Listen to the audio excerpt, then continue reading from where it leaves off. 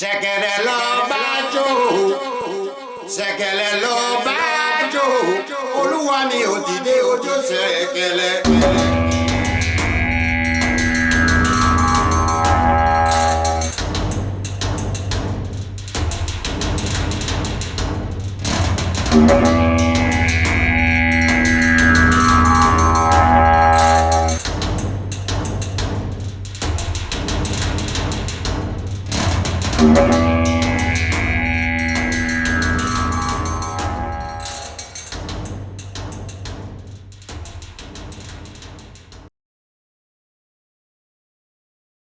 Hello and welcome to the Chronicles of Pax Dei. I am Phantom X, joined by Diggs, the legendary neurotoxin, and Lethality. How are y'all doing?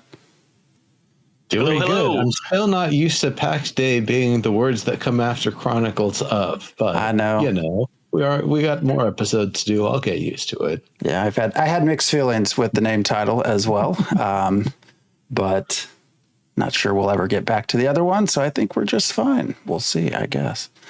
But yeah, second Unless we want episode. to talk about legal stuff, but Yeah, I think we'll pass on that. Was not a great exit for us. I think we actually got, I don't know where I'm going down this road. Anyways, we will save that for another time. We are here to talk about Pax Day, and it's actually been a long time since we had our first episode. We had a couple of just delays, things, summertime stuff, so summertime fun, but we are back and we will be regular going forward. So today we're going to talk a little bit, free to be me. So things that are kind of different about Pax Day, where they're trying to change the, dare I say, mmorpg genre. I think Diggs is going to argue with me that RPG is not allowed on the end of this, which I don't anticipate being part of this discussion. So let's not make it. But yeah, that's something. I can definitely go down that road too, but maybe it'll be a different episode in the series. Yes. We have to have one of those for every game that we cover.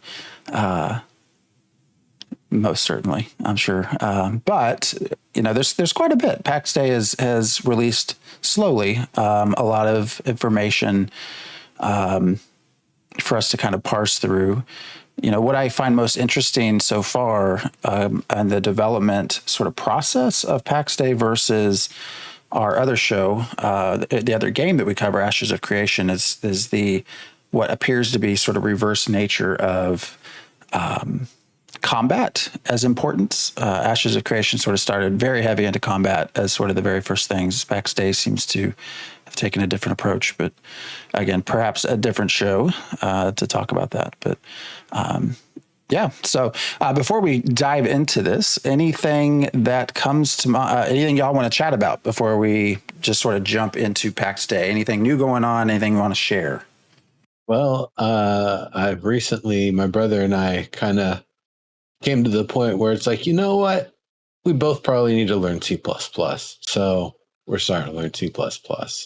What I do with it, how I apply it, I don't know, but I'm actually going to take the time this time to make sure I actually understand what each little term and feature and object and data type and method and all that stuff is. So that way I'm not a ding dong anymore and I can actually implement, because, that's been holding me back. I kind of got good with ActionScript for a bit, and then I don't know, maybe I got a little bit lazy after Flash went under and down the drain, but that's no excuse. So been working on that. Very cool. Yeah, I've been since the pandemic, I've gone down a little bit of many of those roads, and I find I don't practice it enough. I did the same thing with C# and stuff, and I get to a certain point, I'm feeling good about it, and then 4 months goes by before I apply it again. But that's great, man. That's definitely a good thing to pursue. Just dancing too much to play Baldur's Gate 3 or even Palia this past week, but I'm hoping to jump back into, I'm downloading Baldur's Gate 3 right now, and then hoping to jump back into Palia sometime, but I had to rest last week after dance camp for 12 hours, and then Thursday I was out dancing until midnight. Friday, I was only out dancing until 10:30, but that means I've had to sleep. So sometime soon I'll get to play. Maybe a little tonight. That's about it. How dare you download a massive video game while we're trying to stream? It's paused at the moment, actually. How dare you? Right, it's paused as you glitch. Sure. He'll glitch anyway, though. We know that. Phantom X has been in the forums a lot lately. I think this is the most I've seen Phantom in the forums in years. I think you got the wrong game, man. I'm just saying, Ash's forums. I've been actually more into Discord. I have been trying to jump into Pax Dei Discord, which isn't a super heavy active Discord. I feel like it was initially. And didn't they have something where you gained a level based off how many posts you made or something? Am I misremembering that? Yeah, they have it. Yeah, it was very active at the start, and they did have the leveling system. I think they still do. I was much more active at the start, but I haven't been lately. But I think it's still there. And as things go, once more bigger official news drops come, it spikes and so on and so forth. See, I had assumed they turned it off, and that's why there wasn't a lot of conversation. So you had certain people farming it, of course. Yes. That goes. But yeah, I've been trying to jump in there as well. I think info is what it's hard to have continued high level or high frequency conversations when you don't have a lot of info. So. Yeah, that happens. A lot of the games we follow, we get exposed to relatively early, even if they're not crowdfunded, even Pax Day, we may be 3 years out still. So sometimes it's a slog to get through and to create things to talk about. If you go to the website, the last official news entry was in June. It's early in June. So it's easy for people to look at that and say, it seems like the iron's gotten cold for a little bit, folks. Maybe we'll look at some of these other amazing games that are also in the works and, talking about their stuff. And we'll come back to this one later. Yep. Fair enough. Don't they drop little things in Discord every week? They do. Yeah. But I'm talking about going to the website. I just heard about Pax Day. I got the link to the website. I click on news. It's like, this hasn't been updated for a little bit.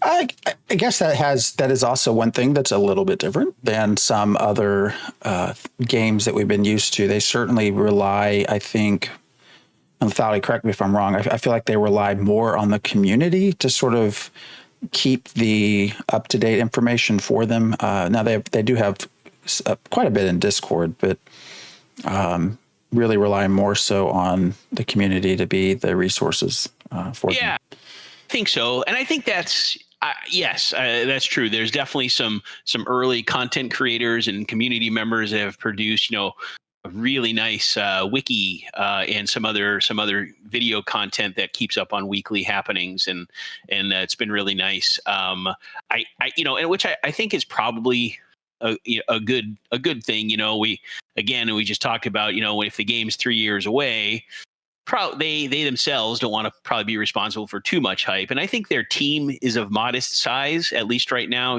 smaller maybe than the game of this type might suggest. So it's probably good. But yeah, the community's done a good job of carrying the message, I think, without overhyping.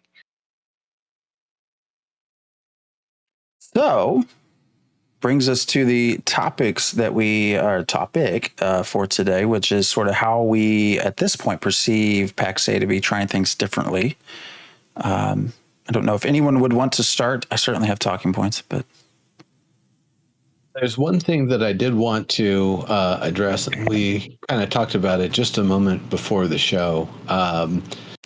There is a very strong emphasis on using the lore and apocrypha from Christian mythos. Now, I'm not saying that this is a religious game.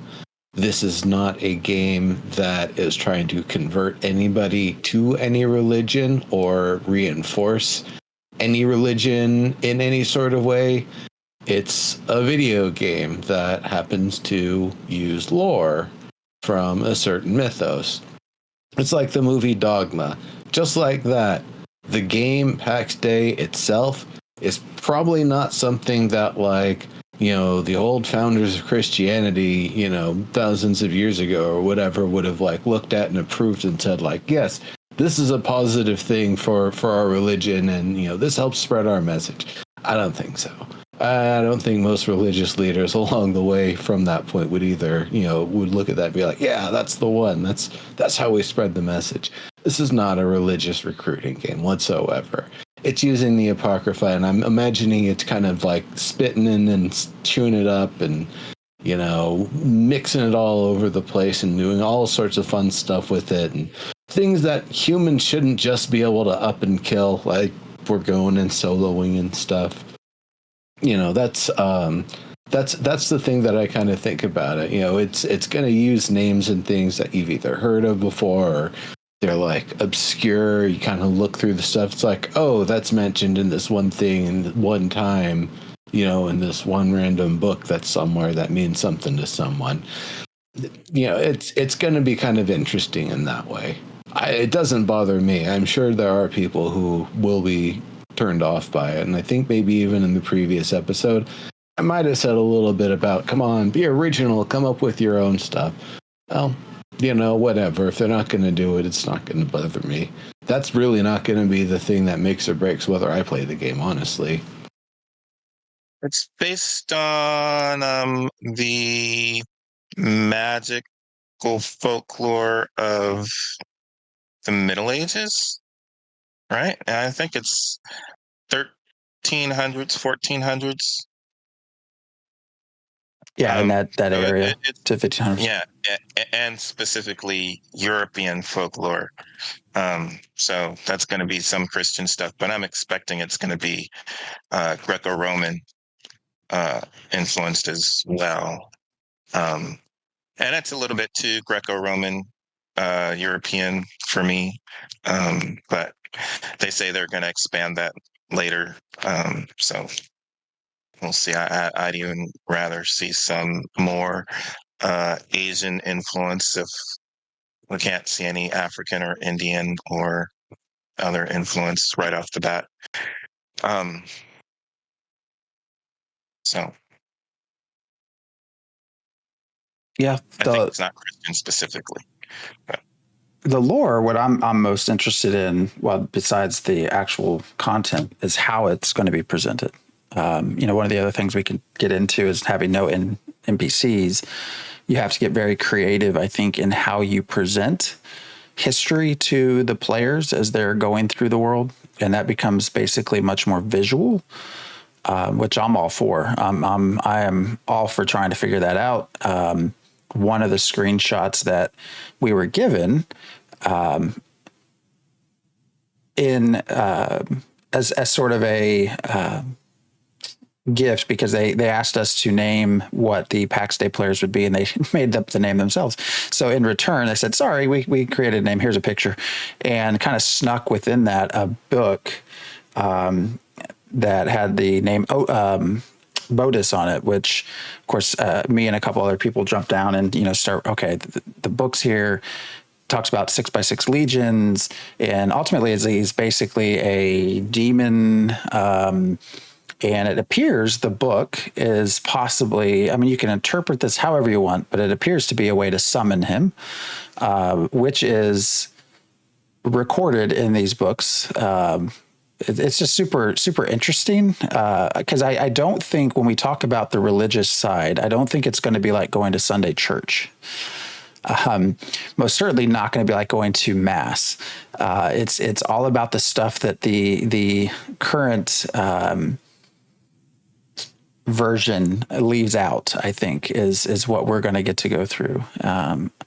And actually ended up leading to me having a lot of reading, which I hadn't planned to do. It wasn't like homework, but I was super interested. So pick it up and I start, okay, who is Bodis? And I actually ended up buying 2 books because I was interested, and anyways, it looks like that would be possibly a way to learn how to summon this demon in the game, is what that book is. Who knows if that's actually what we'll be able to do with it, but I think it's just a very clever way to introduce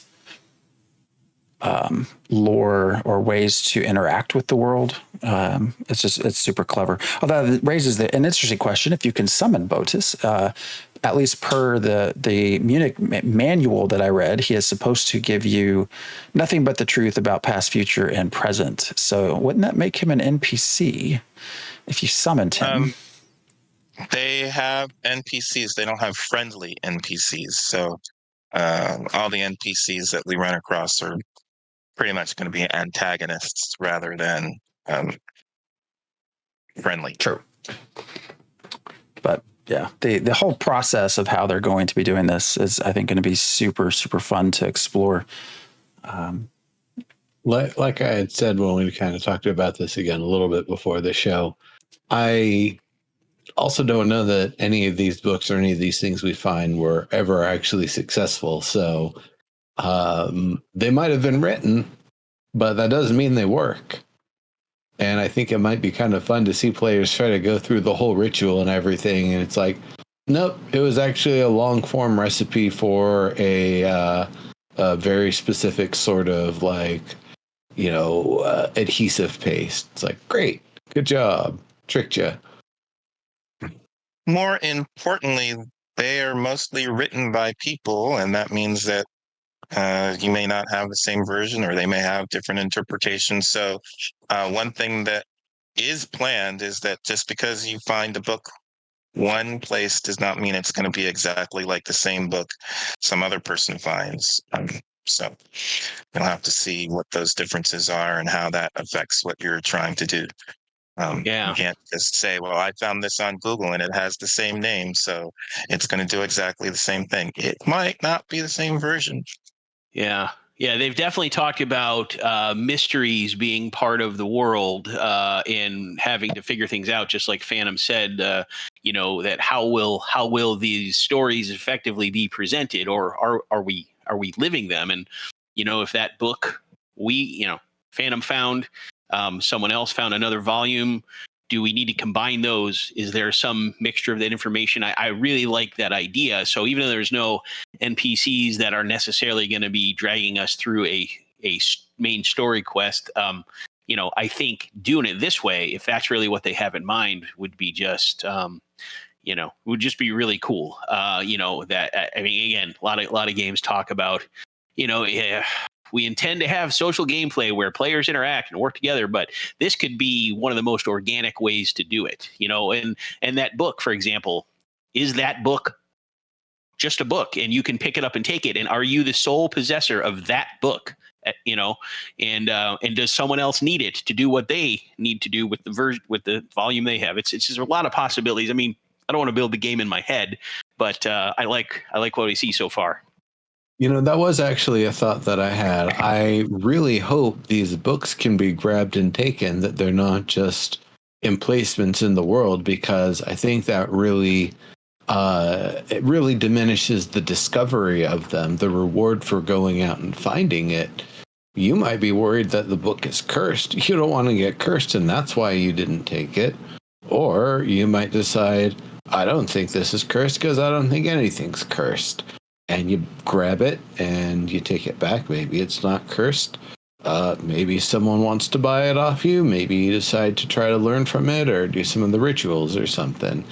Maybe you read it and somebody else is, talking about some book they found, and you find that they have a similar version or another volume of the book that you read, and well, that might be of interest to try to get it from them or try to sell it to them, your version. That's kind of interesting sort of stuff. But all that goes away if it's a book on a table in a ruins that, you have to go there to read it, and that's that. If you're going to do that, so that way people have to keep coming back to it, and like during different phases of the moon or something, it has different messages. Well, don't do that with a book. Do that with a tablet or something big and heavy that's carved into stone that you're not going to be able to take with you.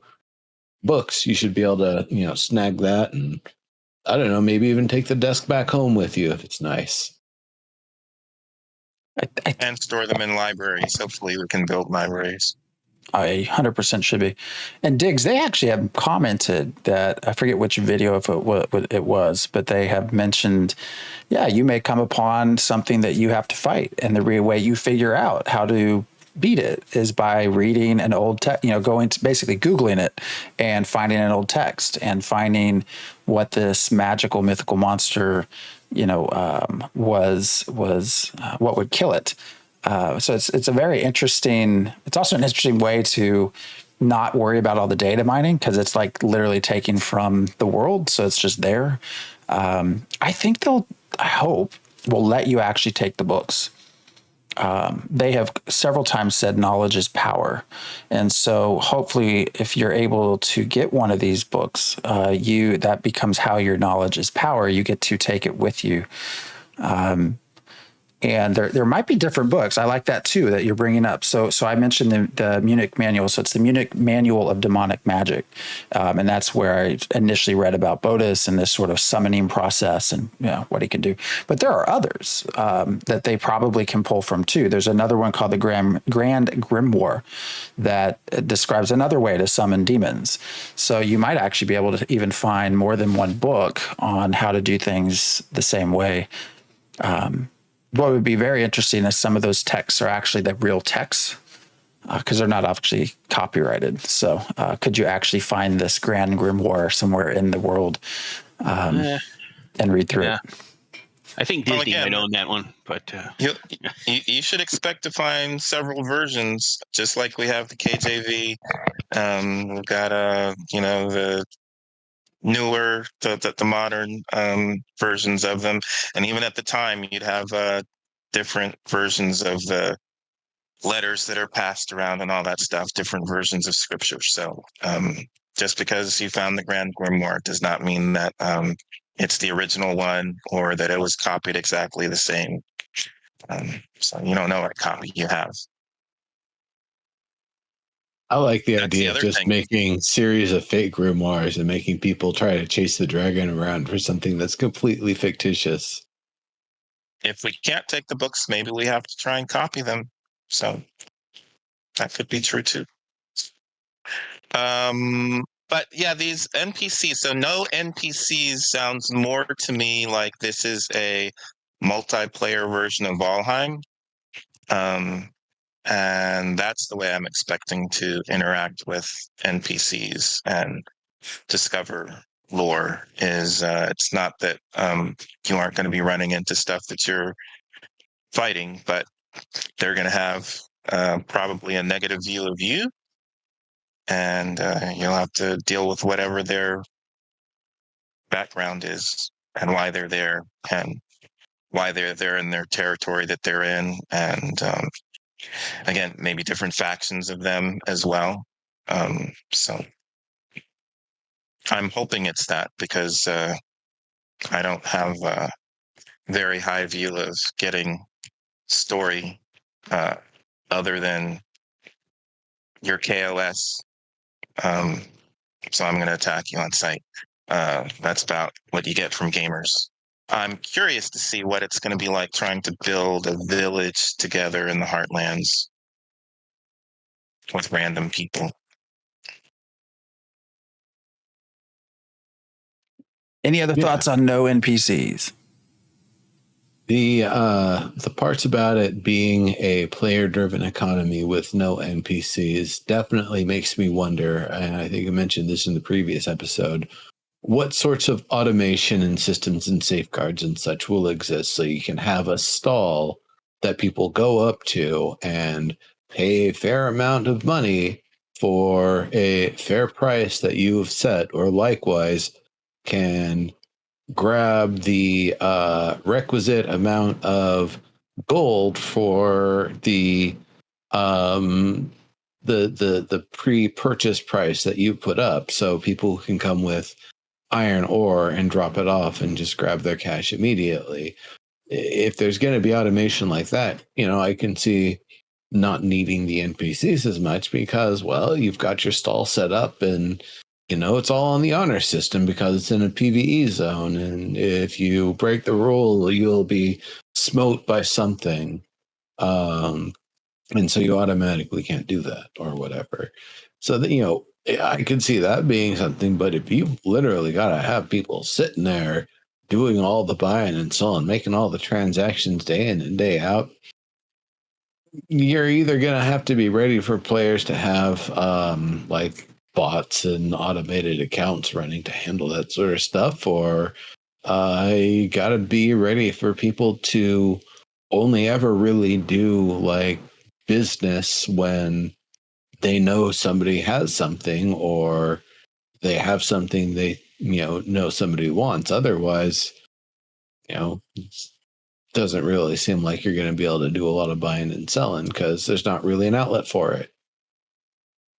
Consider gamers to be greedy and ruthless. Western gamers are highly capitalistic, so I hate player economy, and I stay away from it as much as possible. I always prefer to do whatever business I'm going to do with NPCs, because usually when I look at gamer prices, I'm like, why the fuck would I want to pay that? Hell no, I'm not going to do that. I'm just going to avoid it. So I'm not very optimistic about having a player-driven economy.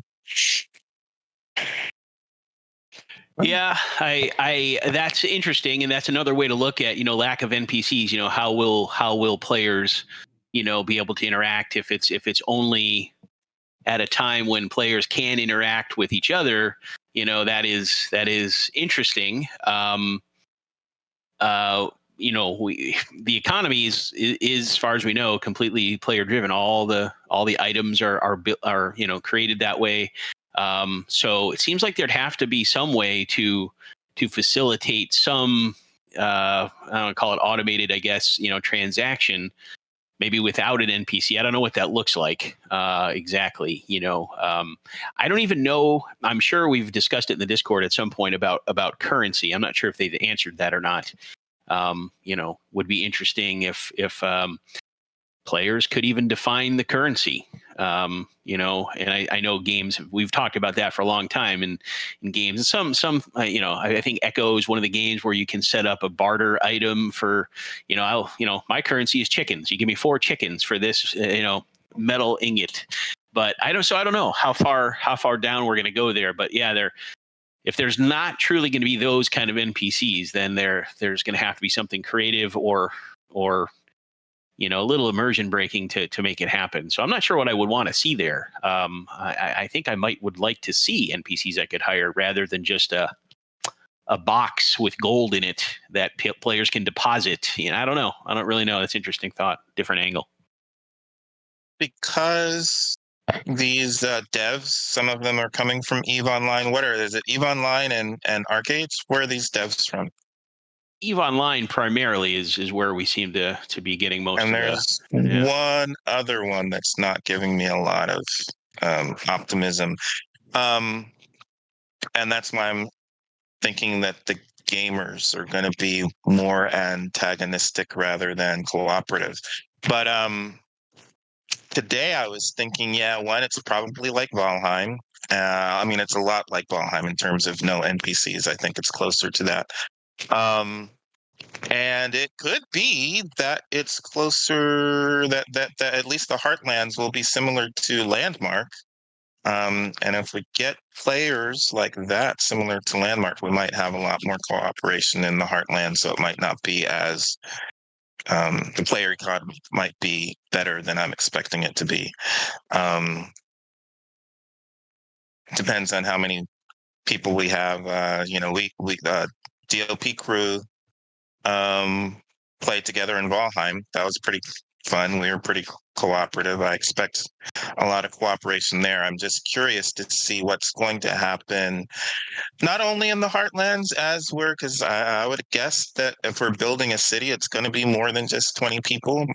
How many people are going to be in one town or city? And then what will it be like when we're leaving? How big will our groups be when we go out to try and find more exotic resources? I'm curious to see what that's going to look like. And I don't know that it has to be that just because you run into strangers that it has to be KOS. I'm just expecting that again because the devs are from EVE Online. It'll be interesting to see what happens when you run into people that you don't know. Well, I think we What's know the motivation to PvP? Yeah.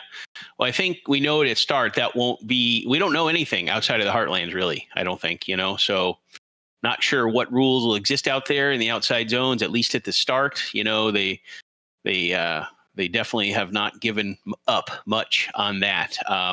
But I mean, I can't tell if you look favorably on Eve or not. It sounds like not, but I don't play it anymore. But in the early days, I mean, I felt that was one of the only successes we've had in terms of trying to sort of present a some sort of player economy that's now Eve does have NPCs, especially now.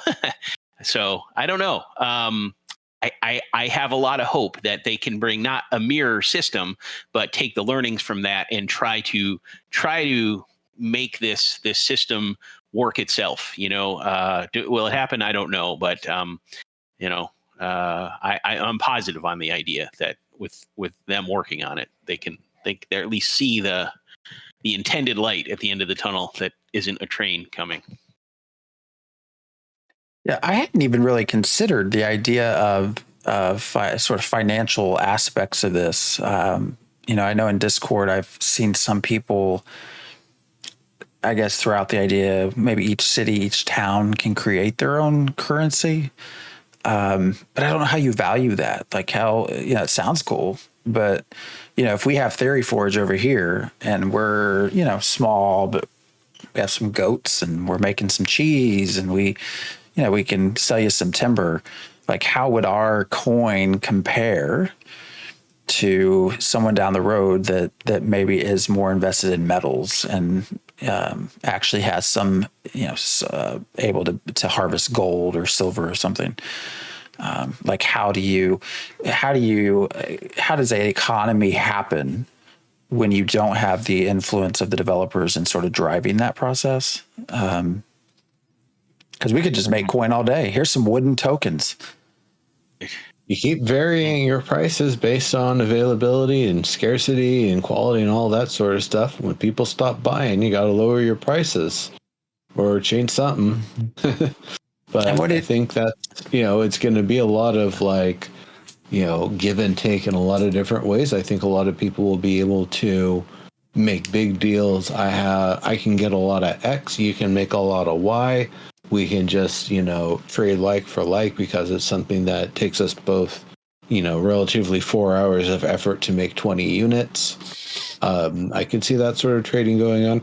But I think part of it's also going to be a lot of communal efforts that small groups and organizations will try to, mix around their specializations and stuff. So that way you have a few different people who can do a few different things. And so you're a little self-sufficient. Everybody contributes, kind of like playing Raft, but maybe you don't have to eat like 5 times a day or whatever, like giant 2,000 calorie fish meals 5 times a day and gallons of water. Yeah, not like that. But that's the part that I'm kind of thinking we'll see is a lot more of the small groups working together and collaborating together and only actually needing to do a lot of significant trade when there's things they can't just make or get themselves that somebody else has in, surplus, or that is something particularly rare that somebody just has whatsoever. But, another thought about all of this, going through all the screenshots and stuff, it's, not maybe as far as Victorian era in terms of like the quality of the architecture in the cities and stuff, but the technology level in general definitely seems more like medieval era. And so I don't think we're going to be seeing like gadgetry and like steampunky sort of automation or like brasswork, tinkerwork sort of automation. I would imagine it might be partially automation on a magical level, but at the same time, I also think about that this doesn't really look like a high magic game. I don't really see a lot of screenshots of people casting spells and like big magic effects. It looks like maybe some, spoopy glowing ghosts or whatever, perhaps, but It's I don't low know. magic medieval. Low magic medieval. Yeah, and so with that, the idea that the general players are going to be able to automate their trade and bartering and stuff without even having a simplified sort of currency that everybody's working around. Yeah, that definitely seems like it would be a difficult sort of thing to overcome. That you would kind of have to have a lot of transactions made by people with other people, because you aren't just going to have, trade gold coins for this and that at vendors that you can just go to in the Heartlands. Yeah, I think I have to think this will just be bartering to start with. Maybe, as a sandbox game, they give us tools to possibly create our own coins, but without having NPC, I just don't know how you do it, which starts to make me worry along the lines of Landmark and how I used to always talk about. I don't know that we really want a fully sandbox system. I don't know that players want that as much as I think they want that, but I feel like a guiding hand is sometimes the best route to go. But we'll see. Yep. Team box. Because the other thing that comes out with no NPCs is quests, the sort of questing system that doesn't really exist in the way we have come to know it, at least from what we've been told so far. Yep, everything's got to be discovered, or maybe you build a mailbox and magically some NPC that nobody ever sees has deposited a mysterious letter in there for you. I don't know. Yeah. Again, it feels more like it's going to be a massively multiplayer Valheim. You just go out and look for the stuff that you need, and you'll run into some strange looking things, and they probably will have some animosity towards you to stop you from doing whatever, and you'll learn about whatever stuff they're into. How do they live their lives, and is there anything from them that you want to adopt? Yeah, I'm hoping it's more than that. I think, like what we talked about with the book earlier, that it's the quests will form themselves through working together and exposing things that we need to learn and work on, rather than just, while we looks like we're going to have some great systems for building a city and maybe economy and all that stuff, but when you're talking about moving players forward and some direction that isn't what we're expecting, I'm hoping that's what it is, that there will be some kind of community, interaction that comes out of finding things and knowing about things. Or, maybe my city has a museum and there's a book there that someone just comes to visit and sees that. He's like, wait a minute, I've got something almost identical back at my place, and they start to work from there. One thing we talked about before the show a little bit is, without something like that, what would set this apart from any survival game or something like that? It's just to go out, build stuff, kill stuff, blah, blah, blah. So I do hope, while there's no NPCs and no quests, I hope it's because they want the story to organically emerge as players do what they do. They dig in the nooks and crannies of anywhere and everywhere to find things they may have not even expected to find, and have it go from there. Again, I may be just dreaming there and building a game in my head, but boy, it seems like this has a chance to do some of that. I don't know. I think I felt that way with Valheim. I would go out and explore and find, oh, there's this there. Okay. There's this crypt here. What's in this crypt? Yeah. And go in and explore what's in the crypt. And, in this case, some of the stuff we might find are books. And I expect some of those books will teach us stuff like alchemy or, I don't know, metallurgy, something. But you kind of had that stuff with Valheim too. You got to build up your smithing capabilities bit by bit. You go out and you discover some new metal, and then you learn how to deal with that. I mean, you're going out farther and farther to learn and find new exotic materials and resources, which also includes books. I mean, I'm hoping one of those NPCs will teach us magic and teach us some stealth and all kinds of stuff. So. Interesting question. If we start on a brand new world, we join. Yeah, how do you learn to create, extract iron and create metal with it? Like, are we going to know this instinctively already? Like, what exactly are we exploring in the world? That is a good question. I was actually just thinking about that a second ago. Where and how and why did we appear in the world? How long have we been here? What happened to the world before where there's ruins now? Like, have they actually answered all of that stuff? Well, I don't think they've answered all of it. I think they've answered kind of some of it.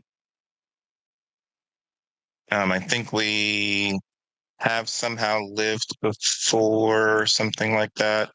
We're coming back. I think the world goes through cycles, and it has been decimated, and now we're returning, and we'll have to rediscover some of that stuff.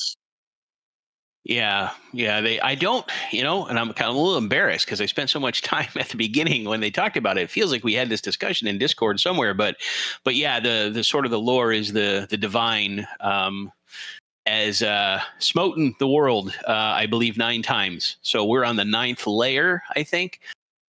So we're starting anew again. I don't recall if we're survivors somehow or that there are survivors on the other layers. But yeah, so maybe there are things we find from previous civilizations, but I don't recall how we exist, to be honest with you.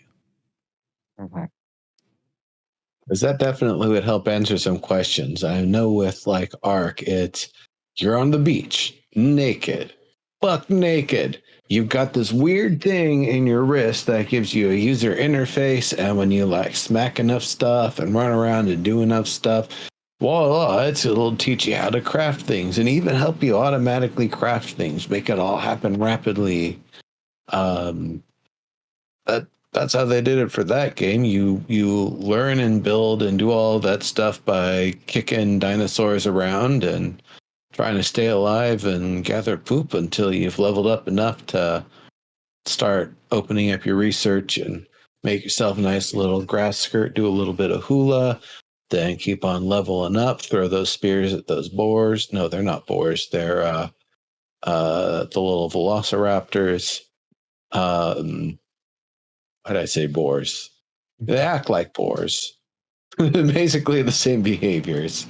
Then eventually, you keep on building up, and then, an extra 100 hours later, you're in this steel fortress with a rocket launcher taking on a dragon. Yeah, I'm hoping there's more to this than that. I hope they're going a little more subtle and nuanced, but yeah. Yeah, in what way? You're hoping for what? Well, a little bit about what I was saying earlier. Something that's more subtle in that it. I don't want to use the word force, but forces players to do the work to get the story. Like we've just seen enough of those progression systems, and the expectation that I'm going to go have to punch that tree for a while until I make a tool. I just think that would be a big letdown if that's all this is. Especially now, the way they're presenting the lore and talking about the importance of books and knowledge rather than things necessarily. I know they've shown a few screenshots of what might be a dungeon, and I think even one of them, maybe more than one we've seen what could be NPCs sort of in there somewhere doing something, unless they were players. I don't know. But so I just, and again, I'm not saying I don't put myself in the same trap every time, but I'm imagining the opportunity that exists to do something different right now. And they seem to be coming out of the gate with that a little bit to me, rather than, without calling it an RPG or doing some of those things. They have a little bit more. I'm not sure what the difference is. So what is the difference that you're looking for? I would prefer to be let out in the world and figure it out. I don't want to think that, oh, I've played these games before, therefore I must get a stone axe. And therefore, to do that, I need a rock. But once I use that enough, then I'll know how to mine iron ore. This will be a huge disappointment if this is all that is. I'm done with those. Yeah, But that's you're like still not literally telling me every. what's going to be different. So what's going to be different? What's the difference that you want to see? I understand, I think, what you don't want to see, but I don't know what you want to see. I try another way to describe it, I guess. We've squandered, in my opinion, what these worlds can be all of these years. They've been very static in every sense. Every NPC has been, maybe we're entering a new age now with AI where that's not going to be true, but it's always been a disappointment, especially recently, that we keep seeing the same kind of tropes and contrived little systems that exist, and we've already been trained on them. I don't want to see that anymore. I'd like to see a completely organic world where the players are 100%, and obviously the developers would have to be creating a systemic enough way to do this, whether that's through the physical world, procedural generation of that, but also why not carry that forward to the way the story works or the mechanics in the world, the way you find things or unlock things or learn things.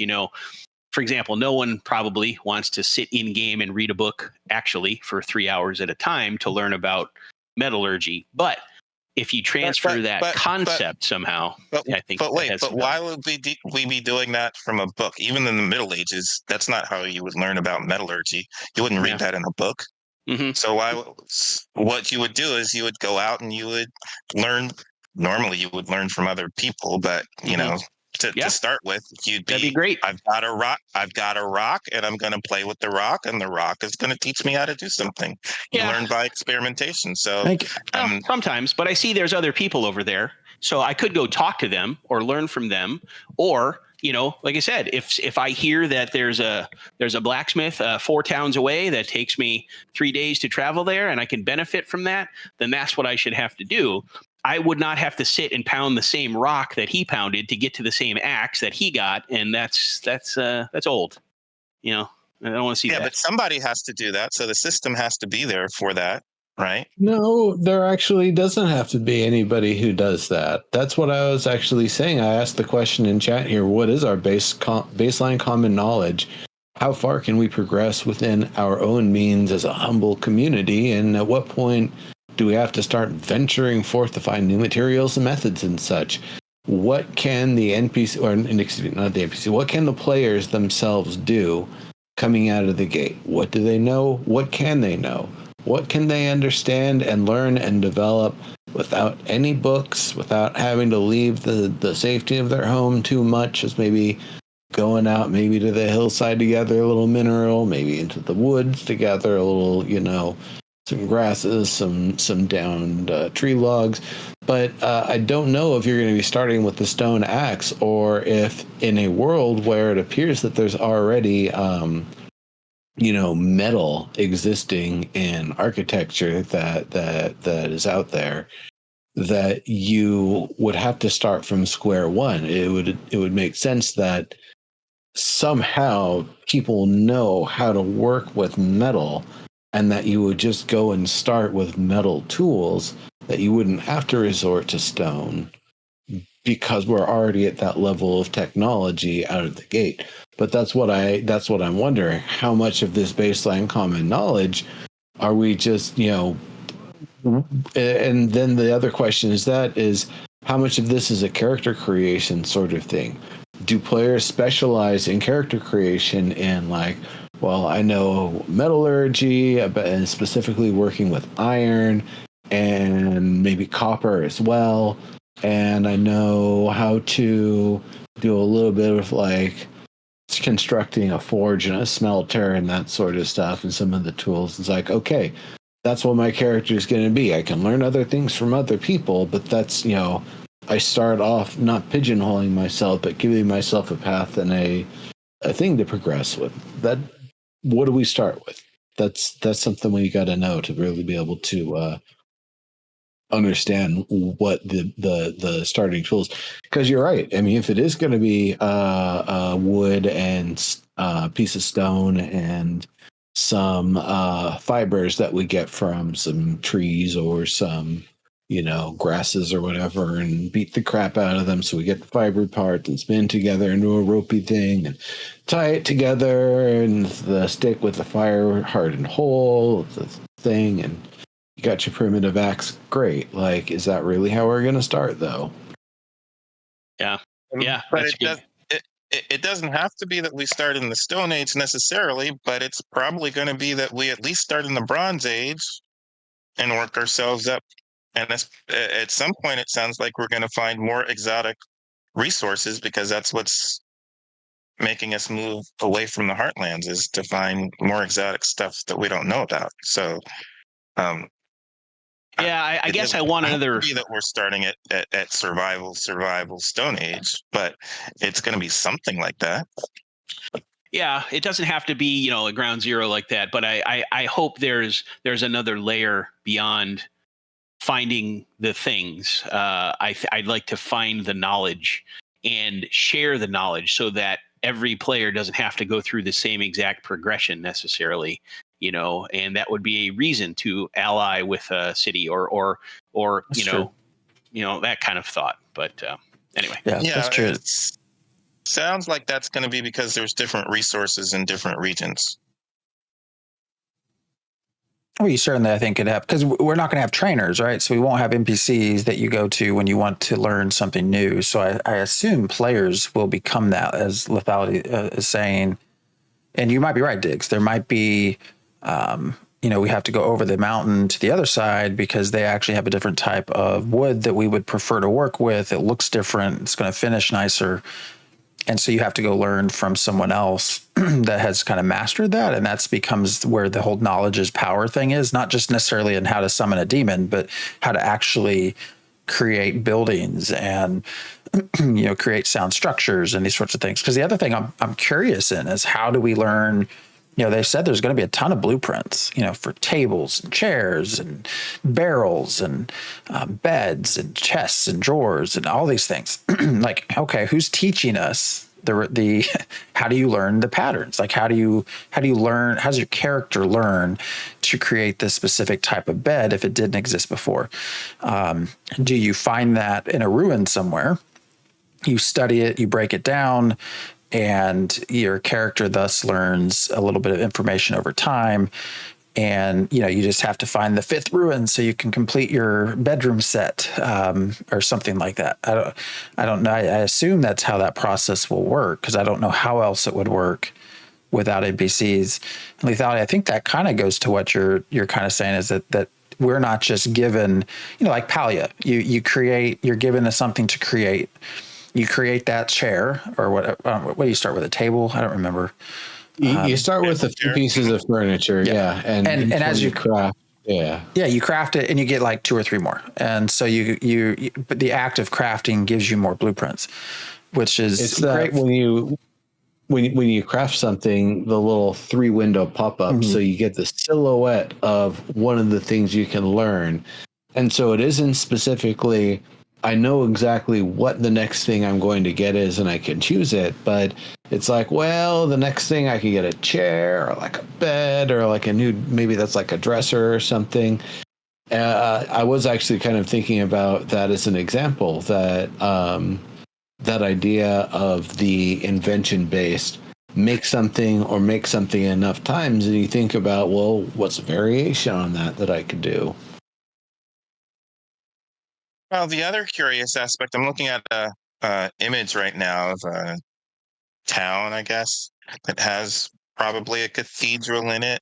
I'm assuming it will have a tavern. What other kind of buildings are we going to be creating or constructing in these towns? Who's going to be doing them? And then what are we going to be able to do with them? Like, if we have a church,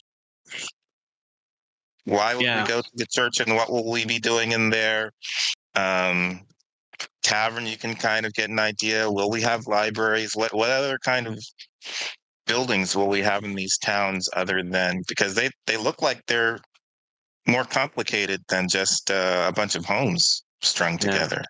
Well, that's a good question, and Will, this is a whole other episode, right? How do we, what kind of buildings do we have? Are they really even defined that way? Are they just structures, and what we put in them? Is that the building then? What makes it a church? What makes it a tavern? What makes it a bakery? Is it, do you populate enough machinery in the bakery to be able to hang a bakery sign and become a functional bake? I don't know. We don't know. It's figure medieval times in Europe. What did they do? How did they have those concepts? What made a bakery a bakery? Well, yeah, you got somebody that knows how to do something with the right equipment, but he did it in his house. I don't know. That's interesting though.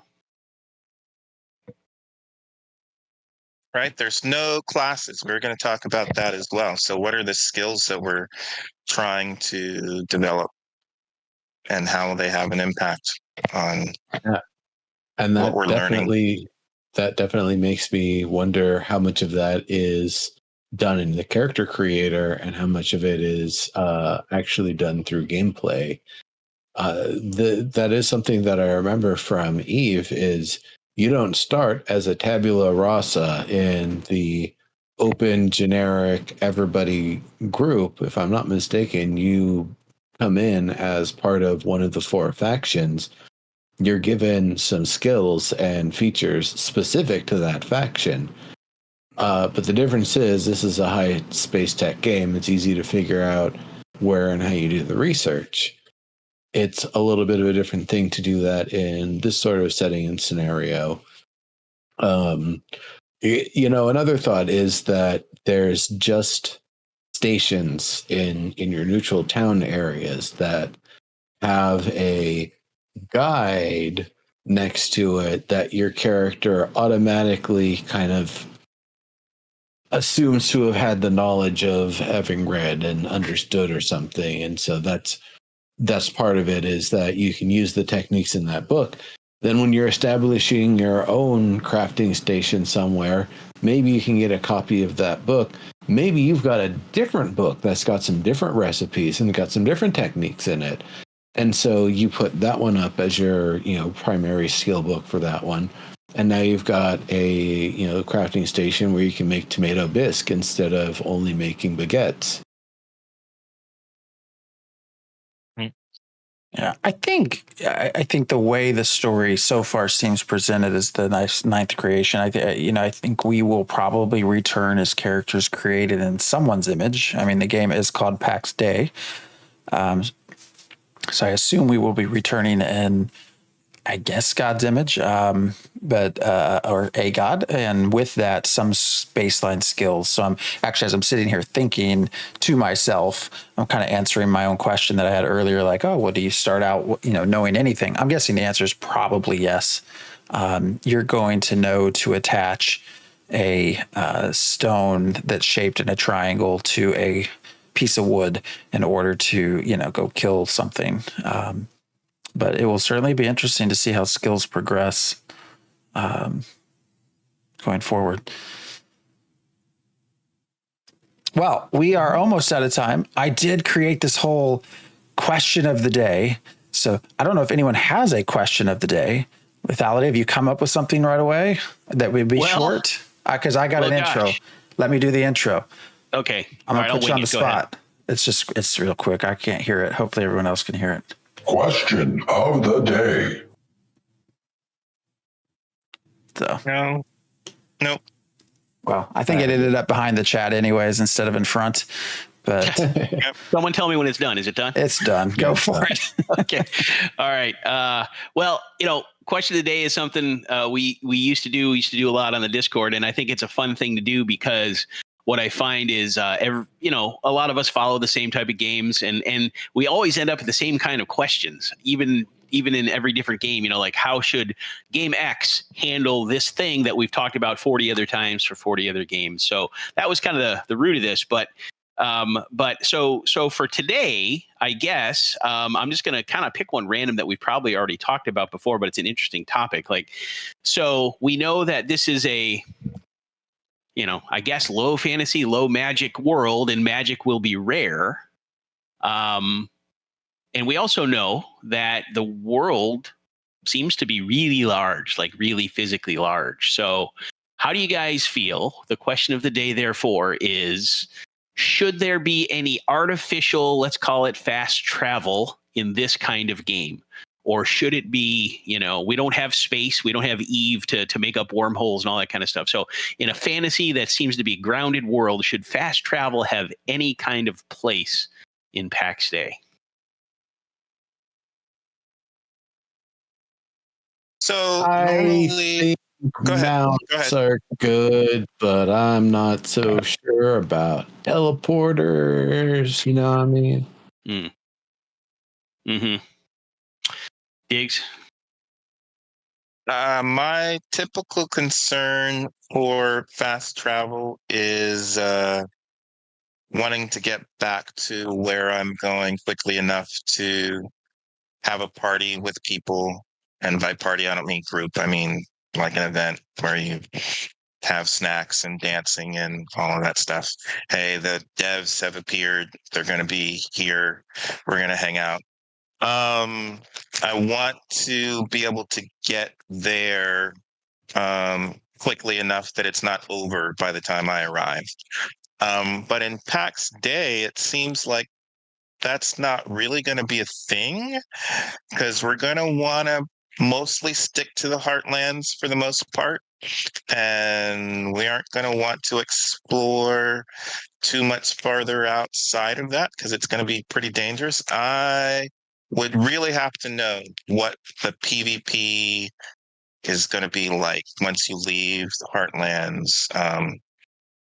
How does that work when you travel into another set of heartlands that's not where you were?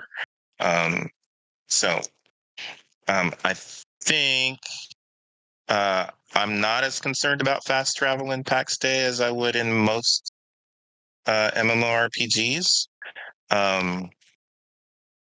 But I'd have to know what it's like outside of what is it like outside of the heartlands? Yeah. And what's the PvP like, especially? Yeah. Phantom? I feel like for everything we've been told about it, it would just be it would break the whole premise of the world. Like it just wouldn't feel right. A sandbox world, low fantasy. I guess if we're summoning demons, maybe we could summon a way to get somewhere else. But the counter argument to that in my head is the world is so huge. If you want to be able to get around, like how long will it actually take? I think if I remember correctly, their world is the same size or maybe bigger than Vera from Ashes of Creation, which is also another large world. Now they will have versions of fast travel to some degree. I'm all for the idea of localizing, economies and cities and letting players build their own towns. And I think fast travel would probably ruin that. I just don't know how you get around this being such a large world and not making it feel super tedious to get from one place to another to go play with friends or go see something new. Although I guess that's part of the risk of playing in the world. Yeah, that's the tricky part, right? Because like Dig said also, like you do want to play with your friends and you don't want to have to plan that on Tuesday because you're going to do it on Friday. You don't have to, I have this argument all the time in Star Citizen because I would be someone who, even though I have limited time, I wouldn't be against that in certain game scenarios. Like, traversing space maybe should be something that brings a lot of that with it. But, in a case you really, you're going to want to play with friends. So how do we do that? Or another extension of this is what happens when you die? And does that break this somehow? Is there a respawn point that, just conveniently across the world because that's where I wanted to go anyway, and all that kind of jazz. But, yeah, I don't know. But so I would expect fast travel in an RPG and not necessarily in a survival game. And I think this is closer to survival game. Yeah. Yeah, that's the gut check I'm feeling so far. But I don't know. It's interesting. Yeah, because it's something that it is a game. At the end of the day, I hate using that phrase, but there I did it. But so I'd like constraints because I think that promotes gameplay and creativity. But at the same time, it's still a game. People want to play with each other, so I can't say I'll meet you June 1st over at the thing because it's going to take me 14 days to get there. That's interesting. Let's say you've been playing and I decide to join you 4 months later. Like, where's our spawn-in point as a new character? Is it going to take me a week to get to you? I remember those days from EverQuest. I'm trying to get to High Keep so that I can, go down in the dungeons and kill the gnolls for 2 hours. So I have to run through EK and I have to park here overnight so that I save myself 30 minutes. I love that idea. Those days. I would love real camping to be a thing. We talk about this again, just using Star Citizen as an example. You could land on any planet anywhere, but in the future, maybe not. There might be some kind of storm or, electromagnetic field that you just can't land. But, to be able to require. Actually, legally, there's places you can't land and they will punish you for it. Even that. But, in the wilderness and then having to camp and take, I know this is crazy, but a couple of gaming sessions to actually get to where you're going and make that a survival experience, not in the punch a tree kind of way, but in some way that you would perceivably have to do it if you were really there, but fuel, whatever that means. So, and that's why I'm saying I'm curious too, because we'll be spending a lot of time in the Heartlands building these villages and towns. At some point, we're going to want to go outside of the Heartlands so we can see what's there, possibly get more exotic resources. I would expect that might be with a group that is larger than 4. It might be larger than 8. I can imagine it being, a group of 20 people, and that's just to take care of the boss mobs that are out there in the outside of the Heartlands, like that dark angel demon thing with wings that we see in the pictures, or that thing that spits out the black moths, which I don't even know that I want to get close to. So you might be traveling out there with 20 people, and it might take you some time to cross from one safe zone, the Heartlands, over to another one, and that's what you end up doing is you go from pocket to pocket, and kind of stick kind of close to where another Heartlands might be. So we'll have to see what the progression like is for exploration as we're leaving the Heartlands.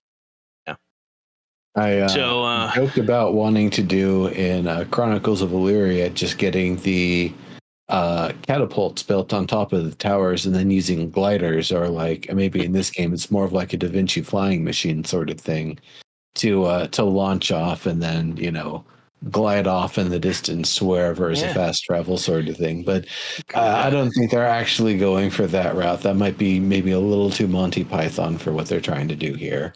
Yeah, maybe not. That's funny, though. You could be a medieval air traffic controller. We need to call out the shots from each tower, each turret.